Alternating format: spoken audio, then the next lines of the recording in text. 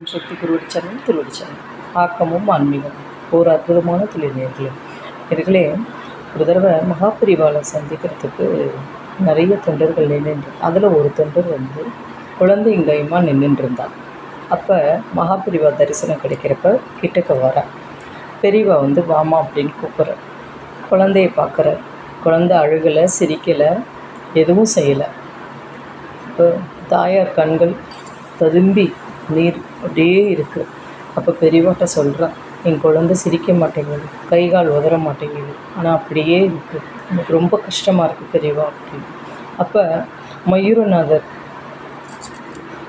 அந்த சந்நிதிக்கு கூட்டிகிட்டு போமா, எல்லாம் அவன் பார்த்துப்பான் அப்படிங்கிற. உடனடியாக கிளம்பு அப்படிங்கிற. சரின்னு மயூரநாதர் கோவிலுக்கு கூட்டிகிட்டு போகிறான். கூட்டிகிட்டு போனால் சந்நிதி வாசலில் அப்படியே கீழே போடுறா. சேவிச்சிட்டு கீழே போடுறா, அழுகுறா, கடவுளே சிவபெருமானே அப்படின்னு. அப்போ அங்கேருந்து ஒரு வெள்ளை பூனை வேகமாக ஓடி வருது. ஐயோ, இந்த பூனை நம்ம குழந்தைய தாக்க போதே அப்படின்னு சொல்லிட்டு தாயார் இப்படி குனிஞ்சு மறைச்சிக்கிறா. ஆனால் தாயாரை மீறிண்டு அந்த பூனை குழந்தைய நக்கிட்டு போனது. அப்போ ஏன் அப்படிங்கிறப்ப எல்லா பக்தர்களும் பார்க்குறா. அப்போ அந்த குழந்தை கை கால் உதறி சிரிக்குதான். ஏன் அப்படின்னா, பூர்வ ஜென்மத்தில் அந்த பூனை இவ ஏதோ இது பண்ணியிருக்கா, கொண்டிருக்கா.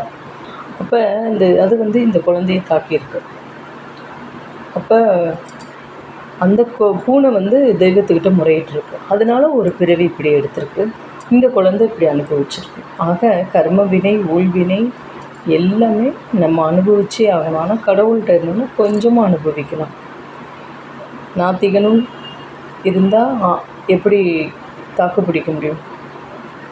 ஆத்திகனாக இருக்கணும். அதனால் கடவுளோட பக்கத்தில் நம்ம என்றைக்கும் இருக்கணும்.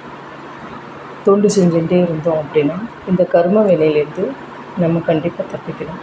அப்போ அந்த தாயார் குழந்தை சிரித்து இது பண்ணுறப்ப வேகமாக வரா.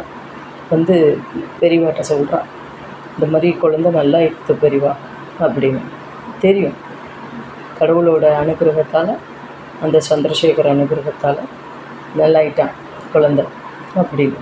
அந்த பூனைக்கும் விமோச்சனம் கிடச்சிருக்கு. ஏன் அப்படின்னு, அந்த பூனை மன்றாடி கேட்டுன்றதான் உயிர் அதாவது உயிர் பிரியும் தருணம். இப்போ இது ஒரு அசம்பாவிதம், குட்டி அசம்பாவிதம் நடத்தியே ஆகணும்னு அது வேறு கடிக்கலை, எதுவுமே பண்ணலை, நக்கிட்டு தான் போயிருக்கு. நம்ம மனிதர்கள் ஒரு ஜீவன்களை கொண்டுடுறோம். ஆனால் அது அப்படி நினைக்கல. இதுதான் பாசம்ங்கிறது. அது ஒரு நக்கிட்டு போனதுக்கு அவ்வளோதான். அது பெரியவங்களுக்கு தெரியும். அதனால தான் அங்கே போக சொல்லியிருக்கார் பாவம். அதனால் நம்ம பெரியவாளை நினச்சிட்டோன்னு வச்சுக்கோங்களேன், எப்பேற்பட்ட துன்பமும் பஞ்சா பஷ்பமாக பறந்து போயிடும். ஜெய் ஜெய் சங்கர கிருஷ்ணன்.